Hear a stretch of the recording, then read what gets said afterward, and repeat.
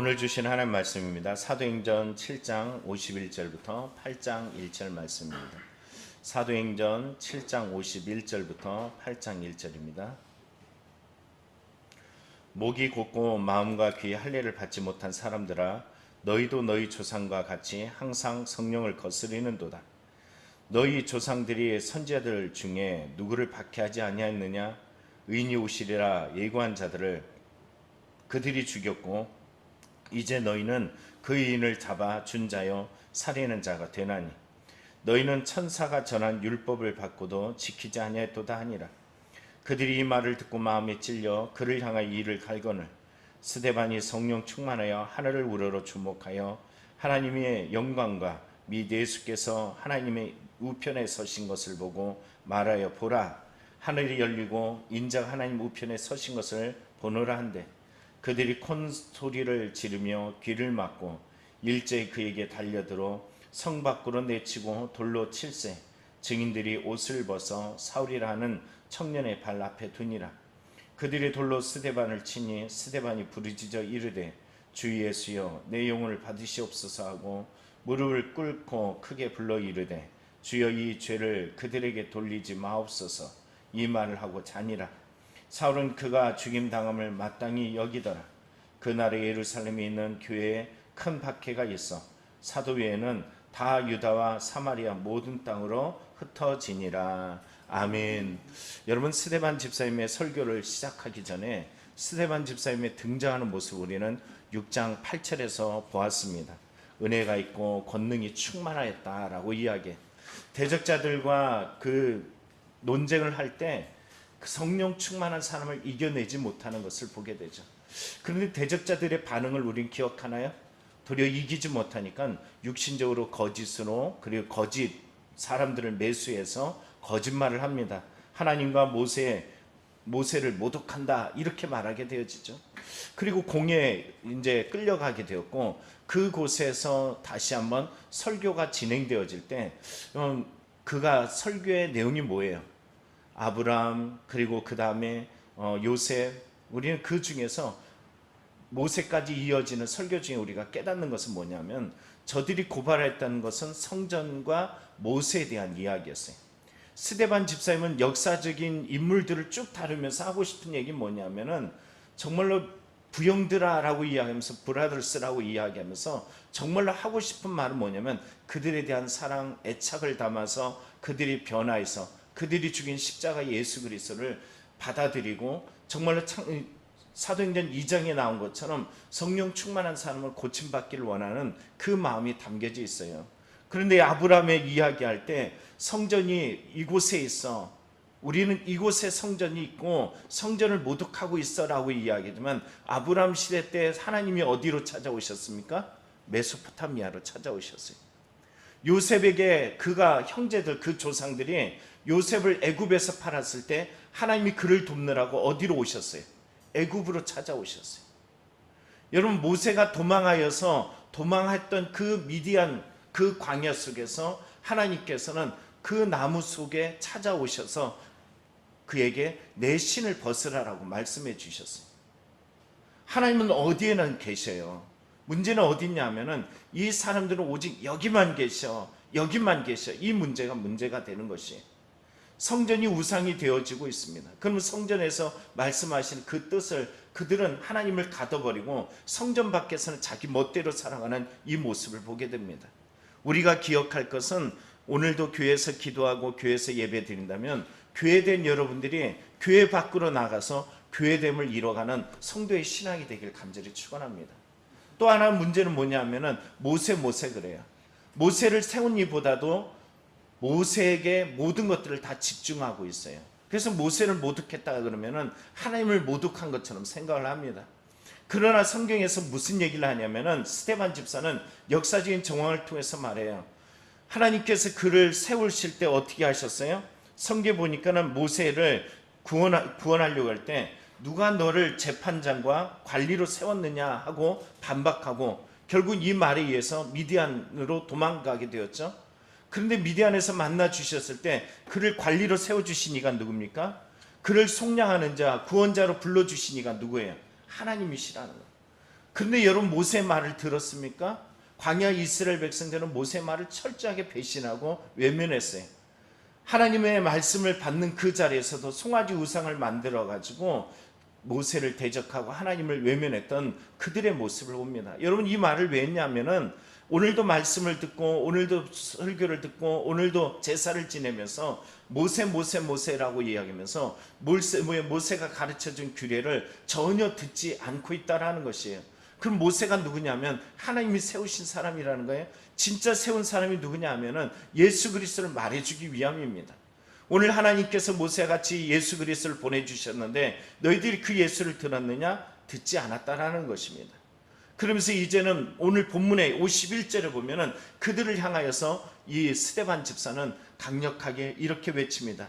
목이 곧고 마음과 귀의 할례를 받지 못한 사람들아, 너희도 너희 조상과 같이 항상 성령을 거스르는도다.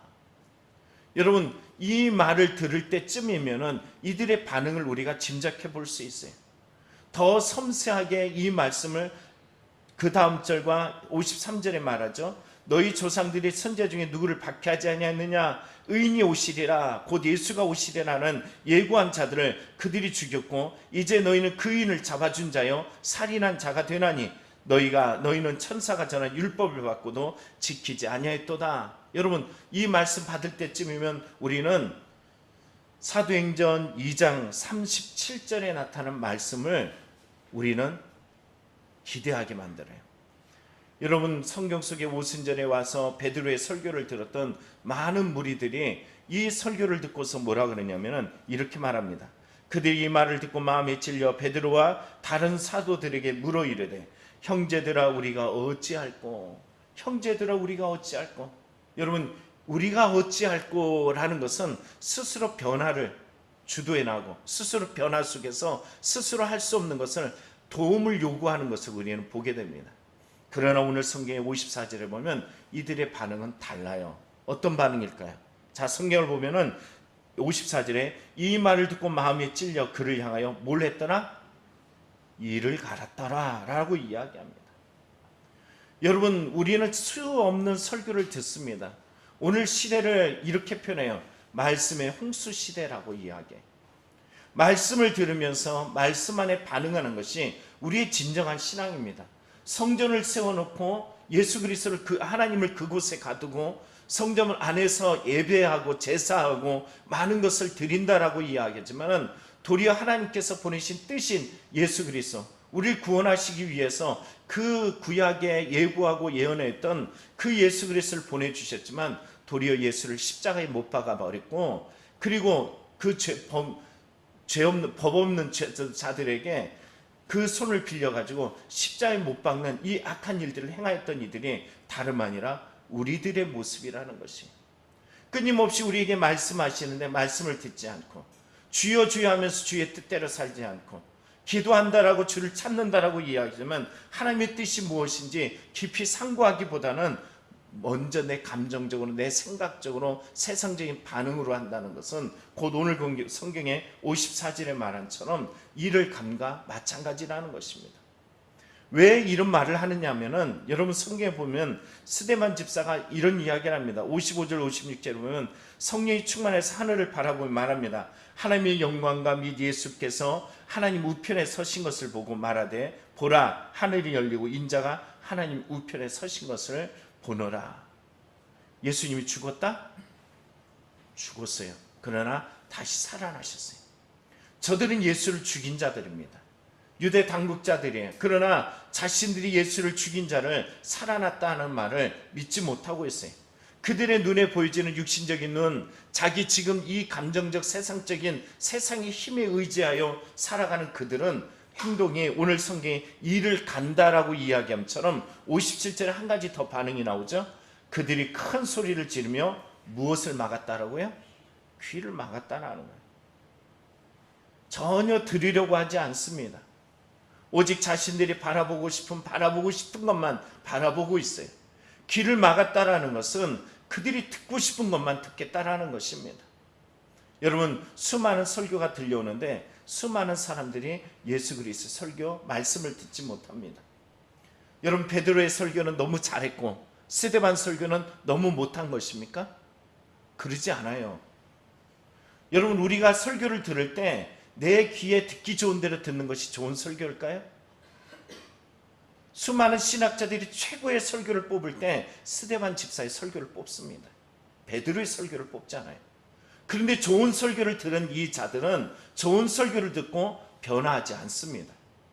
좋은 설교를 듣고 그들은 일체의 큰 소리를 지르고 귀를 막고 그리고서는 돌을 들어서 스데반을 칩니다. 여러분이 마음속에 찔림이 있고 고침이 있고 변화가 있다라고 이야기한다면 그게 바로 가장 최고의 좋은 설교입니다. 베드로와 같이 여러분이 변화할 수 있다면 그 어느 것보다도 더 좋은 설교를 들은 것입니다. 문제는 어디 있을까요? 우리는 여기에서 깨닫는 것이 있어요. 듣는 자의 마음 상태라는 것이에요. 오늘 저와 여러분이 오순절에 그곳에 올라온 디아스포라 유대인들처럼 또 그곳에 모였던 유대인들처럼 하나님 말씀을 듣고 어찌할 거라고 반응할 수 있는 믿음이 있는가 하면, 어떤 사람은 이곳에서 내가 누군데, 내가 좀 알고 있는데, 내가 공회 당회원인데, 이런 마음을 가지고서 도리어 스데반의 설교에 반감을 가지고 길을 막는 사람들이 있습니다. 오늘 내가 듣고 싶은 듣는 것을 설교라고 하잖아요. 내 마음속에 이미 고착화되어진 종교성, 자기 기만, 자기 생각, 자기 가치에 똘똘 뭉쳐져 있는 것을 말씀 가운데서 철저하게 깨서 그 길을 열고 마음에 받아들이고 눈물을 흘리면서 주님 앞에 회개할 수 있는 것이 진정한 설교의 목적인 줄 믿습니다. 그래서 구원을 받는 것이에요. 그래서 성령 충만함을 받는 것입니다. 그래서 진정한 그리스도인으로 변화하는 것입니다. 오늘 설교에 보면은 58절에 그 사람들이 돌로 치는데 여러분 얼마나 분노했던지 옷을 벗어서 사울에게 맡겼대요.